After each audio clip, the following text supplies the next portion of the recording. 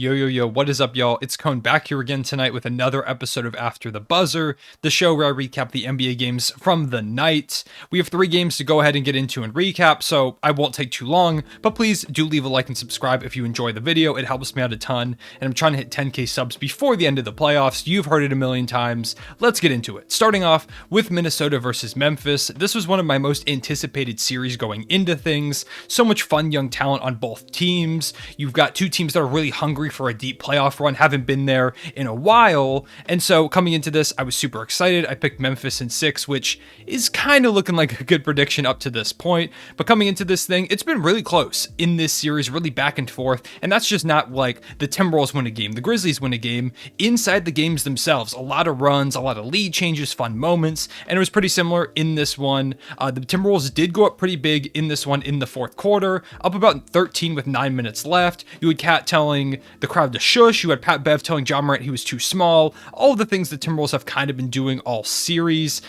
And then came along the classic Timberwolves collapse. What they've been doing all series, they just can't seem to hold a lead to save their lives. Ja Morant, who really struggled early in this one. He wasn't even hitting like his free throws or anything like that. I think he was 2 of 7 from the line at one point, which was very weird for Ja Morant, who is a really solid shooter from there. He just kind of seemed like he was nervous all over the place, not hitting shots he typically hits. And then the fourth quarter, he came back. Really, the second he posterized Malik Beasley to a complete other realm, he kind of turned things around. And it looked like he found his swagger, he found the type of player that he is normally. He kind of just remembered he was Ja Morant. It felt like he went in, he was attacking, he was aggressive, ultimately brings this game all the way back. They take the lead off of a 3 from him to give them a 1-point lead, hit a couple free throws. Anthony Edwards drills a corner 3, cold-blooded, super contested as well, to tie this thing up, and I thought send it to overtime.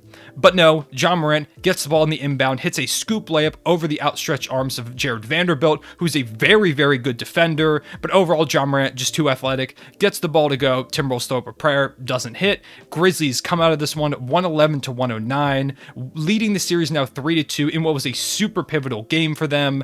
This was huge, and not only was it huge for the Grizzlies in terms of making that effort to come back and overcome that deficit, for Ja Morant to kind of figure out who he was again, because he's really struggled these last few games. But if Ja Morant's playing like this, if Ja Morant is playing like the Ja Morant we've seen all year, it really raises the ceiling of this Grizzlies team. So that was huge for them. But on the other side for the Timberwolves, it's got to be deflating. This is like the 4th time this series. It feels like every time they lose, they have this huge lead during the game, and they just collapse. They had that game a couple days ago, I believe it was game 3, where they built up 2 20-point leads and blew them both in the same game. They just can't seem to be diligent. They can't seem to stay disciplined. They just fall apart. They get too cocky. They get too ahead of themselves, and they fall apart at the end. They don't stay focused on the goal. They get up by like 20, like 13, 15, something like that, and they kind of just start like showboating and going crazy. And they are a really talented team,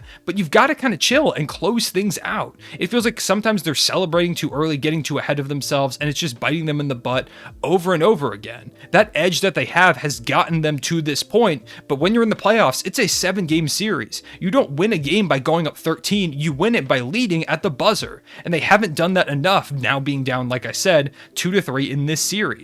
You also had a play at the end where I mentioned Anthony Edwards, who had that crazy 3 in the corner, which was huge, but then on the inbounds play, rather than just facing up, playing good defense like Anthony Edwards has said before, he knows he can play it. He's athletic, he's quick, he's strong, he can play good defense on Ja Morant, and he's the guy who had the task of guarding Ja Morant on that inbounds. But rather than just facing up and go and just like forcing him to shoot a 3 or drive past him, he gambled on the steal, which got Ja Morant ahead of him, and just let Ja Morant build up all of his momentum to the basket, letting him hit that layup. He just gave him a wide open lane to the basket, and Jared Vanderbilt did the best he could, but Ja Morant led the league in point scoring in the paint. So there's not really a lot he could do when you have someone that athletic coming at you like Ja is. So Anthony Edwards really screwed up in that moment, and he admitted it after the game. He said, before the inbounds play, he made his mind up. He was going to go for that steal. And he said afterwards, it was a mistake, he realizes, and like there's nothing he can do about it now.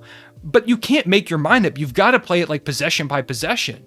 You know Ja Morant's going to get the ball, so play face-up defense, or if you're not going to like double him, just you have to be ready, because if you let Ja Morant get that runway, he's going to score. That's just the type of player he is. He is so hyper athletic, there's not much you could do. And so he really set them up for failure, and that's just kind of an example of the plays that they've messed up on down the stretch, making mental errors, making small mistakes, which is the difference between these two teams. They're both very talented, but the Grizzlies are more disciplined. They play all the way through to the last second, to the last buzzer. They've got that grit and determination. The Timberwolves just really haven't built that up yet. And that is partially because they're young, but the Grizzlies are even younger.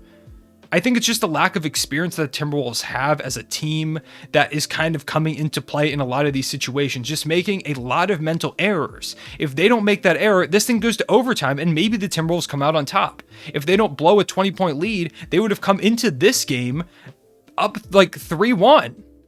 And now this is like maybe it's like a 3-2 series, but like you see the small mistakes. If you don't blow 2 20-point leads, this series might have been over. If the Timberwolves really cut down on those mental errors and took advantage of the way that Ja Morant's kind of been struggling, and the Grizzlies have had to take Steven Adams, a really important player to their team, off the court pretty much completely, they could have really pushed this. Like, this thing could have been over maybe. But they're not taking advantage. And the Grizzlies, to their credit, are completely punishing the Timberwolves every time they make those errors, every time they make those mistakes. That's part of what makes the Grizzlies this really good team, is if you make an error, they're going to punish you for it.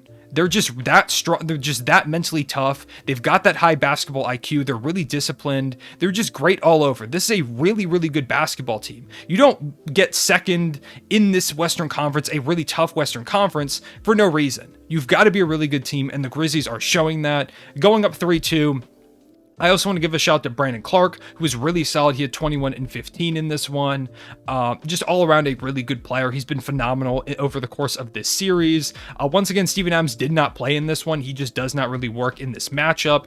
On the Timberwolves side of things, Anthony Edwards did have 22, 28 from Karl Anthony Towns, 12 from D'Angelo Russell, who shot a really bad shot at the end. It looked like, I think it was Dom2K who said that, it looked like if you sim a 2K game and you just let the CPU play out the game, it looked like one of those shots where he just chucked it up like double covered in the mid-range and just bricked it off the backboard. It was really weird.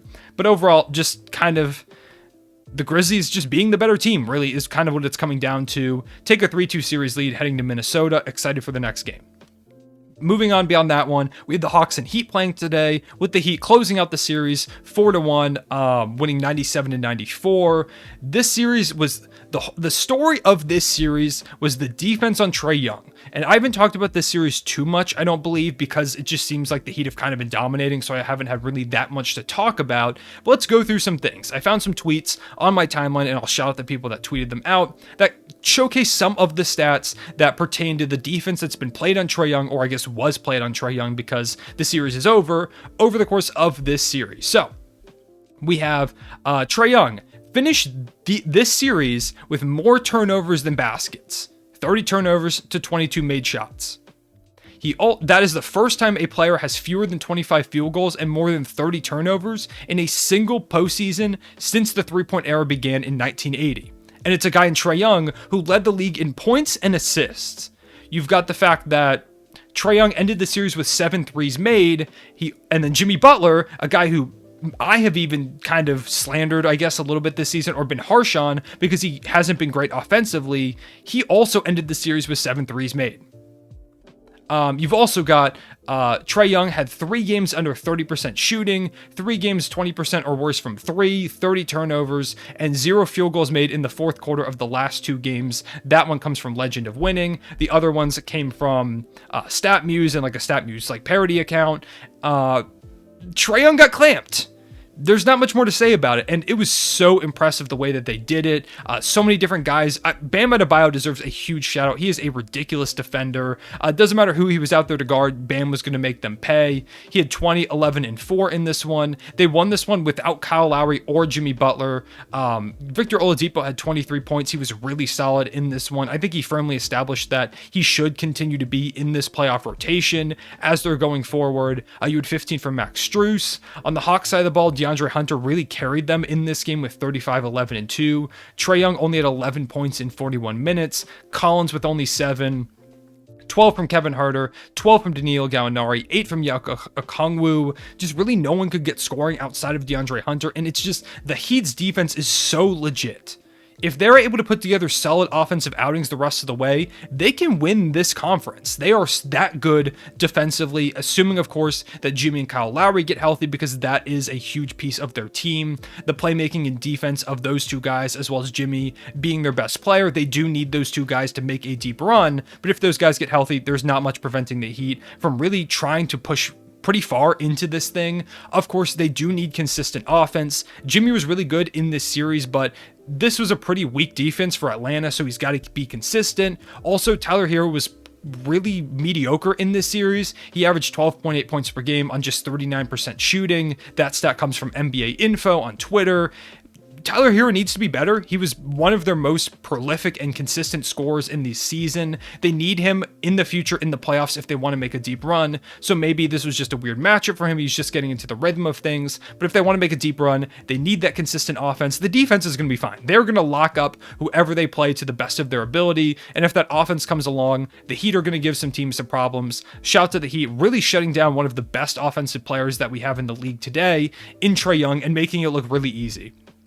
As for the Hawks, I'm going to make a video about them probably tomorrow about what their offseason is going to look like, what they need to do and stuff like that. So if you want to see that, make sure to subscribe. Finally, we had the Pelicans facing off against the Suns, shocking them last game, tying this thing up 2-2. Without Devin Booker and Chris Paul kind of dealing with some kind of hand injury, it seems like there's been a lot of people that have been like, could the Pelicans pull this thing off? Because they've been way better than their record indicates. Of course, they started the season like 1-12, I believe, in something like 3-16, which was terrible. So they really are a lot better than their record indicates. Ingram's been fantastic. Jose Alvarado's come onto the scene and giving Chris Paul problems, especially last game. CJ McCollum, Herb Jones, Jonas Valanciunas, all of the guys are really locked in and playing well. But in this game, the Suns kind of just flexed their muscles, winning by 15, 112-97.